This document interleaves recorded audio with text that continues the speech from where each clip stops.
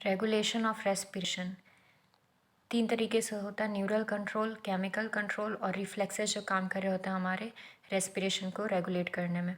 Neural 2 तरीके का होता है, या तो ऑटोमेटिक कंट्रोल या वॉलंटरी कंट्रोल। वॉलंटरी मतलब अपनी इच्छा से हम अपनी सांस को कंट्रोल कर रहे हैं। ऑटोमेटिक का मतलब कि अपने आप हो रहा है। मोस्टली ऑटोमेटिक ही ज़्यादा इम्पॉर्टेंट है, इसलिए क्योंकि जब हम लोग सो रहे होते हैं तब भी हम लोग सांस ले रहे होते हैं। हमें सांस लेने के लिए सोचना नहीं पड़ता है कि अब हमें सांस लेनी है या अब हमें रोकनी है। तो ऑटोमेटिक कंट्रोल ज़्यादा इंपॉर्टेंट है, इसके बारे में पहले पढ़ेंगे। ऑटोमेटिक में है फिर हमारा कि इसके जो सेंटर्स हैं वो सिचुएटेड है हमारे ब्रेन स्टेम में, पॉन्स में और मेड्यूला में। ये हमारा पॉन्स, ये है हमारा मेड्यूला। और ये कंट्रोल करते हैं इंस्पिरेटरी मसल्स को, जो कि हैं हमारे एक्सटर्नल इंटरकोस्टल्स और डायफ्राम। एक्सटर्नल इंटरकोस्टल्स ये रहे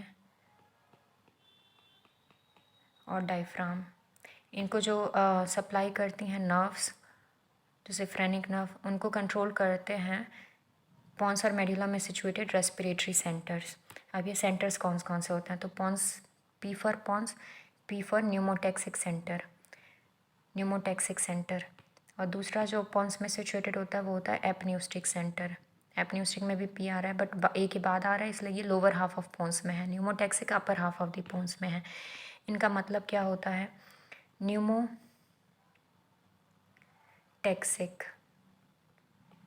न्यूमो का मतलब होता है हवा को, टैक्सिक मतलब रोक दो, हवा को रोक दो। हवा कब आती है लंग्स में, जब इंस्पिरेशन हो रहा होता है, तो इंस्पिरेशन को रोक दो, न्यूमोटैक्सिक का फंक्शन है। एपन्यूस्टिक का क्या मतलब होता है, ए मतलब मत रोको, न्यूस्टिक मतलब हवा को। हवा को मत रोको मतलब इंस्पिरेशन को मतलब मत रोको, मतलब कि इंस्पिरेशन को कंटिन्यू रखो। इंस्पिरेशन को कंटिन्यू रखो मतलब इंस्पिरेशन की डेप्थ को बढ़ाओ। अब हमारा जो मेडुला में प्रेजेंट होता है वो होता है सबसे पहले तो प्री बोजिंगर कॉम्प्लेक्स। प्री बोजिंगर कॉम्प्लेक्स हमारा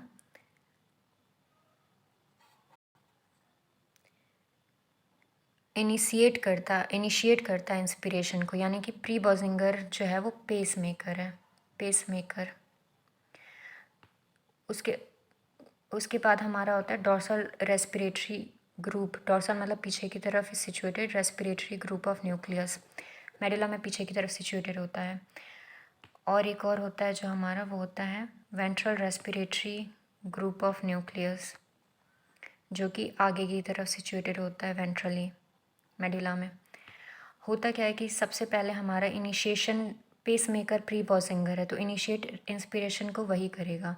इंस्पिरेशन हमारा एक एक्टिव प्रोसेस है, तो उसके कंट्रोल के लिए हमें ये सब चाहिए होता है सेंटर्स। एक्सपिरेशन जो है वो हमारा एक पैसिव प्रोसेस है। जो भी मसल्स इंस्पिरेशन के वक्त कॉन्ट्रैक्ट की हुई हैं, अगर वो रिलैक्स कर जाती हैं तो एक्सपिरेशन हो जाता है, तो इसलिए एक्सपिरेशन पैसिव प्रोसेस है, उसके लिए हमें कोई ज़रूरत नहीं है इन सेंटर्स की या इतना कंट्रोल करने की। तो पेस मेकर है प्री पोजिंगर, तो इसने इनिशिएट किया। पहला सिग्नल जो भेजा जाता है एक्शन पोटेंशियल का इंस्पिरेटरी मसल्स को, प्री पोजिंगर से सेंड किया जाता है। लेकिन अगर एक एक्शन पोटेंशियल सेंड करने से inspiratory group of muscles contract कर जाते हैं तो हम गैस्पिंग टाइप से सांस लेते, जैसे एक्शन पोटेंशियल आई तो ऐसे और गई तो एक्सपायर कर लिया, पर हम ऐसे नहीं लेते सांस, ऐसे नहीं लेते हैं हम सांस। सांस हमारी धीरे धीरे गहराती है और फिर एक्सपिरेशन होता है धीरे धीरे। तो ये जो धीरे धीरे इंस्पिरेशन हो रहा है, बढ़ रहा है, और फिर एक्सपिरेशन भी हो रहा है, एक रिदम फॉलो जो होता है वो होता है dorsal respiratory group of nucleus की वजह से, यानी कि ये रिदम के लिए जिम्मेदार है, रिदम। ये कैसे होता है, तो इंस्पिरेशन में हमारे जो सिग्नल्स जाते हैं, रैंप सिग्नल्स जाते हैं डोर्सल, ये जो नर्व्स हमारी सप्लाई कर रही हैं इंस्पिरेटरी मसल्स को, इन नर्व्स को सप्लाई करता है इन नर्व्स को कंट्रोल करता है डोर्सल रेस्पिरेटरी ग्रुप के न्यूक्लियस। तो इनको जो सिग्नल जाता है डोर्सल रेस्पिरेटरी ग्रुप से, वो जाता है रैंप सिग्नल्स, मतलब इंस्पिरेशन धीरे धीरे करके एक्शन पोटेंशियल की स्ट्रेंथ बढ़ेगी, और इसकी वजह से ही हमारा इंस्पिरेशन एकदम से कॉन्ट्रैक्शन नहीं होता इंस्पिरेटरी मसल्स का एकदम से, धीरे धीरे करके कॉन्ट्रैक्ट करते हैं और धीरे धीरे करके फिर रिलैक्स करते हैं इन्हीं सिग्नल्स की वजह से जो धीरे धीरे करके बढ़ रहे हैं रैंप की तरह, इसलिए इन्हें रैंप सिग्नल्स कहते हैं। अब स्टार्ट प्री बॉजिंगर ने करवाया, डॉर्सल रेस्पिरेटरी ग्रुप ने रिदम लाया। एपन्यूस्टिक सेंटर कहता है डॉर्सल रेस्पिरेटरी ग्रुप से कि इंस्पिरेशन को कंटिन्यू रखो, डेप्थ ऑफ इंस्पिरेशन यानी कि ये कंट्रोल करता है, इंस्पिरेशन को कंटिन्यू रखना है। उसके बाद आता है प्री बॉजिंगर कॉम्प्लेक्स, वो क्या करता है, वो एपन्यूस्टिक सेंटर को स्टॉप करता है, यानी कि रैंप सिग्नल्स को स्टॉप करता है। स्टॉप जहाँ पे भी हो गया सिग्नल, वहाँ पे क्या होगा फिर कि एक्सपिरेशन स्टार्ट हो जाएगा, और जब एक्सपिरेशन ख़त्म होगा तो नेक्स्ट सिग्नल आएगा और नेक्स्ट हमारा इंस्पिरेशन के लिए एक्शन पोटेंशियल सेंड होने शुरू हो जाएंगे। यानी कि ये जहाँ अगर ये पहले स्टॉप हो जा, प्री बॉजिंगर कॉम्प्लेक्स पहले ही स्टॉप करवा देता अगर, तो पहले ही इंस्पिरेशन ख़त्म हो जाता और फिर एक्सपिरेशन आता, फिर नेक्स्ट इंस्पिरेशन शुरू होता। यानी कि जो न्यूमोटैक्सिक सेंटर है इसने हमारा तय किया कि रेट क्या होगा, रेस्पिरेशन की हमारी रेट क्या होगी, कितनी देर तक एक साइकिल रहनी है और कब आगे कितनी देर तक रहनी है बस। प्री न्यूमोटैक्सिक सेंटर ने रेट तय किया, एपन्यूस्टिक सेंटर ने डेप्थ तय किया, डॉर्सल रेस्पिरेटरी ग्रुप ने हमारे रिदम तय किया और प्री बॉजिंगर पेस मेकर है।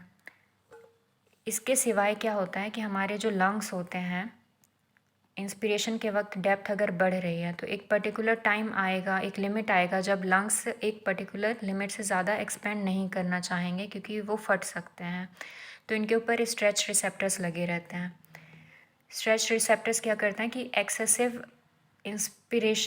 इंस्पिरेशन को नहीं होने देते, तो स्ट्रेच रिसेप्टर से जो सिग्नल जाता है वो वेगस नर्व लेके जाती है। क्रेनियल नर्व में हमें पता है वेगस नर्व ही सबसे लंबी है, वही हेड एंड नेक को क्रॉस करके थोरैक्स और एब्डोमेन में पहुंचते हैं। तो इन रिसेप्टर से सिग्नल लेके वेगस नर्व ही जाती है और वो जाती है एपन्यूस्टिक सेंटर को, कहती है कि भाई बहुत डेप्थ बढ़ा ली इंस्पिरेशन की, अब बंद हो जाओ।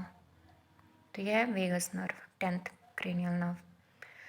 तो हमने देखा कि हमारे पास है न्यूमोटैक्सिक और वेगस, ये दोनों एपन्यूस्टिक को इनहिबिटरी सिग्नल्स भेज रहे हैं। एपन्यूस्टिक सेंटर डीआरजी को सिग्नल भेज रहा है कि इंस्पिरेशन की डेप्थ बढ़ाओ, और डीआरजी हमारा सारा कंट्रोल कर रहा है। प्री बॉजिंगर से सब कुछ स्टार्ट हुआ।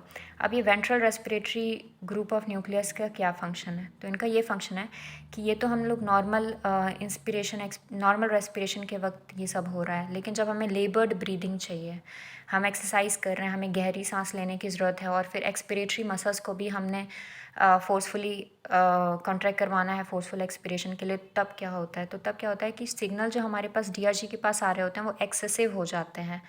फोर्सफुल एक्सपिरेशन के लिए हमें ज़्यादा सिग्नल भेजने की ज़रूरत पड़ेगी, तो डॉर्सल रेस्पिरेटरी ग्रुप को बहुत ज़्यादा सिग्नल्स आते हैं कि हमें फोर्सफुल करना है सब। यहाँ से एक्शन पोटेंशियल स्पिल होके वेंट्रल रेस्पिरेटरी ग्रुप पे पहुँच जाते हैं, इसे हम कहते हैं ओवर ड्राइव मैकेनिज्म। और वेंट्रल रेस्पिरेटरी ग्रुप क्या करता है कि ये इंस्पिरेटरी और एक्सपिरेटरी दोनों ही मसल्स को कंट्रोल करता है, लेकिन एक्सेसरी इंस्पिरेटरी मसल्स को और एक्सपिरेटरी मसल्स को कंट्रोल करता है। एक्सपिरेटरी मसल्स तभी काम करते हैं जब फोर्सफुल रेस्पिरेशन कर रहे हो, और एक्सेसरी इंस्पिरेटरी मसल्स भी तभी काम करते हैं जब हमें फोर्सफुल इंस्पिरेशन लेना हो। तो ये दोनों इंस्पिरेशन और एक्सपिरेशन पर्टिकुलरली एक्सपिरेशन के लिए ज़्यादा जिम्मेदार है। जैसे इंटरनल इंटरकोस्टल मसल्स जो हैं उनको ये कंट्रोल करता है। एक और चीज़ कि जब इंस्पिरेटरी मसल्स काम कर रहे होंगे तब एक्सपिरेटरी वाले नहीं काम कर रहे होंगे, और जब एक्सपिरेटरी वाले काम कर रहे होंगे तो इंस्पिरेटरी वाले नहीं काम कर रहे होंगे। इसको हम कहते हैं reciprocal regulation seen in inspiratory and expiratory centres. Reciprocal इसलिए क्योंकि इंस्पिरेशन के टाइम में एक्सपिरेशन के मसल्स काम नहीं करेंगे, एक्सपिरेशन के टाइम में इंस्पिरेशन के मसल्स काम नहीं करेंगे।